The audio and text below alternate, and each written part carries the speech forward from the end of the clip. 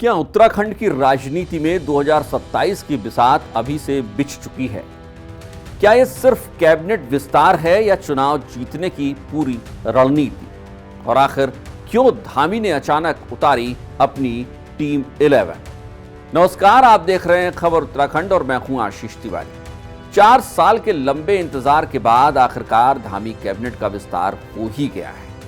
लेकिन सवाल यह है कि क्या यह सिर्फ विस्तार है या 2027 की तैयारी है? कैबिनेट विस्तार के बाद टीम धामी अब पूरी तरीके से तैयार हो गई है। एक तरफ से देखा जाए तो सीएम धामी ने अपनी टीम 11 तैयार कर ली है, बिल्कुल क्रिकेट की टीम की तरह। कप्तान की भूमिका में खुद सीएम धामी हैं और उनकी टीम के खिलाड़ी हैं उनकी कैबिनेट के मंत्री। इस टीम में शामिल किए गए हैं 5 नए कैबिनेट मंत्री।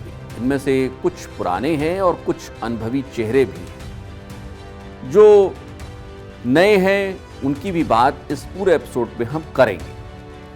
लेकिन इस कैबिनेट विस्तार से एक बात बिल्कुल साफ हो रही है। एक्सपीरियंस यानी अनुभव और नई ऊर्जा का तालमेल बैठाने की कोशिश इस कैबिनेट विस्तार में की गई है। राजनीतिक एक्सपर्ट मानते हैं कि यह टीम सिर्फ सरकार चलाने के लिए नहीं बल्कि 2027 में जीत की हैट्रिक लगाने के लिए बनाई गई है। धामी कैबिनेट में जो चेहरे शामिल हुए हैं उनमें से 2 ऐसे चेहरे हैं जो पहले भी इस खेल के माहिर खिलाड़ी रह चुके हैं, खजान दास और मदन कौशिक। ये दोनों ही पहले कैबिनेट मंत्री रह चुके हैं, खासकर मदन कौशिक, जिनके पास पहले शहरी विकास और संसदीय कार्य जैसे बड़े विभाग रह चुके हैं। मदन कौशिक की वापसी से तय है कि पार्टी ने गुटों में संतुलन बनाने की कोशिश भी की तो है। सीएम धामी ने कुछ नए चेहरों पर भी दांव खेला है।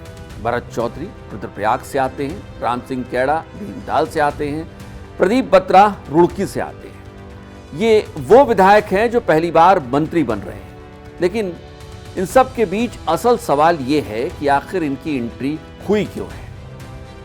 युवाओं को जोड़ने के लिए, नए क्षेत्रों में पकड़ मजबूत करने के लिए और एंटी इनकम्बेंसी को बैलेंस करने के लिए, या फिर गढ़वाल में बढ़ती कांग्रेस की ताकत को कमजोर करने के लिए?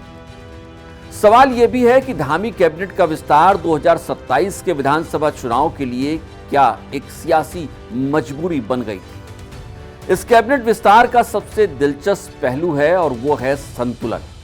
पहली बार हरिद्वार से 2 मंत्री बनाए गए हैं तो दूसरी तरफ 9 साल बाद रुद्रप्रयाग को कैबिनेट में जगह दी गई है।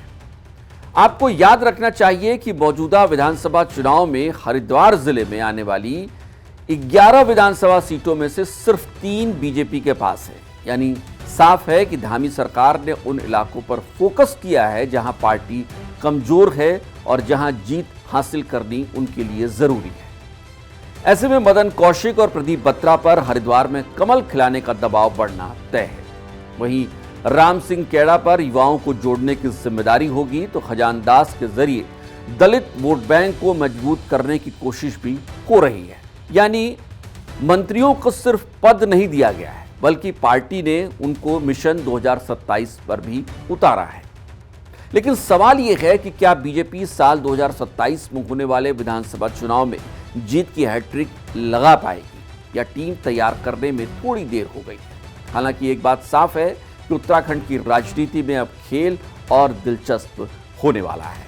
आपका क्या मानना है? क्या सीएम धामी का कैबिनेट विस्तार का फैसला सही है? कमेंट में जरूर बताइएगा। वीडियो पसंद आया हो तो लाइक करना मत भूलिएगा और ऐसे में राजनीतिक विश्लेषण के लिए इस चैनल को सब्सक्राइब करना भी मत भूलिएगा। नमस्कार।